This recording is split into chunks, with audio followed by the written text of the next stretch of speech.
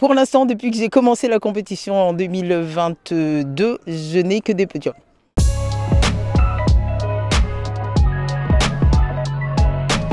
Il faut savoir qu'il y a 5 ans, je faisais 107 kilos suite à des problèmes de santé. Mais j'ai toujours été auparavant très dans le sport, les marathons, le kung-fu. Bon, j'ai eu ce petit couac dans le parcours, mais bon, comme c'était pas ma condition naturelle, je me suis reprise en main.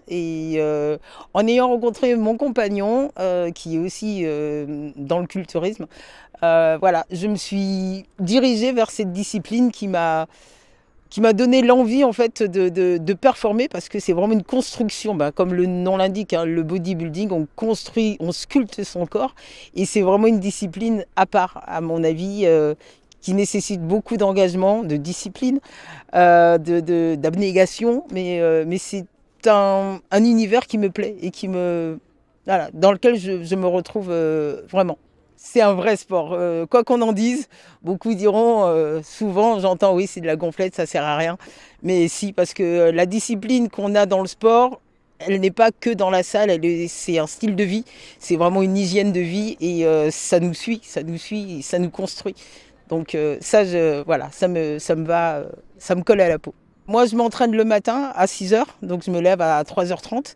Je fais tout ce que j'ai à faire à la maison avant de partir pour la salle et d'enquiller sur mon travail professionnel par la suite. Donc c'est vrai que ça fait des semaines et des journées bien remplies. Pour beaucoup, c'est trop, c'est trop. C'est trop dans le physique, c'est trop dans les sacrifices, parce que on mange pas forcément comme tout le monde. Quand on est invité, souvent on prend nos gamelles parce qu'on peut pas manger comme tout le monde. Quand on est en préparation, hein, quand on est en prise de masse mais en off, on peut s'octroyer des petits plaisirs, c'est ce qu'on appelle des cheat meals. Mais même ça, beaucoup ne comprennent pas qu'on s'astreigne à cette contrainte, qui n'en est pas une, hein, une fois qu'on est lancé dedans et qu'on sait pourquoi. C'est vraiment une hygiène de vie, et c'est une envie, parce qu'on ne nous met pas le couteau sous la gorge. Et si on le fait, c'est que ça nous colle à la peau, et qu'on a envie de se lancer à fond dans ça. En fait, ça dépend des catégories, hein, parce qu'il y a plusieurs catégories. Dans ma catégorie, c'est le volume et le niveau de sèche. Donc, on peut très bien avoir un très bon volume et considérer qu'on n'a pas assez de sèche par les juges. Donc, la personne qui a plus de sèche peut passer devant, et une harmonie dans les proportions. Faut pas avoir trop de haut par rapport au bas et vice versa. Faut vraiment, il faut une harmonie, vraiment. C'est vraiment le miroir qui parle. On peut très bien faire le même poids, mais avoir un dessin différent dans le miroir.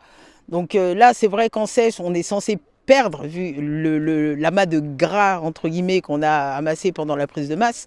Mais on peut très bien arriver quasiment au même poids, mais en ayant une apparence totalement différente, complètement découpée, parce que justement, il y a cette transformation qui fait que on arrive à jouer sur la masse musculaire, tout en ayant cette part de gras qui donne ce côté volumineux, alors qu'on n'a pas forcément baissé au niveau du poids. Faire mon grand chelem, donc faire 3 compétitions d'affilée, ce sera mon grand chelem à moi, mes JO à moi, et je me donne vraiment tous les moyens pour y arriver.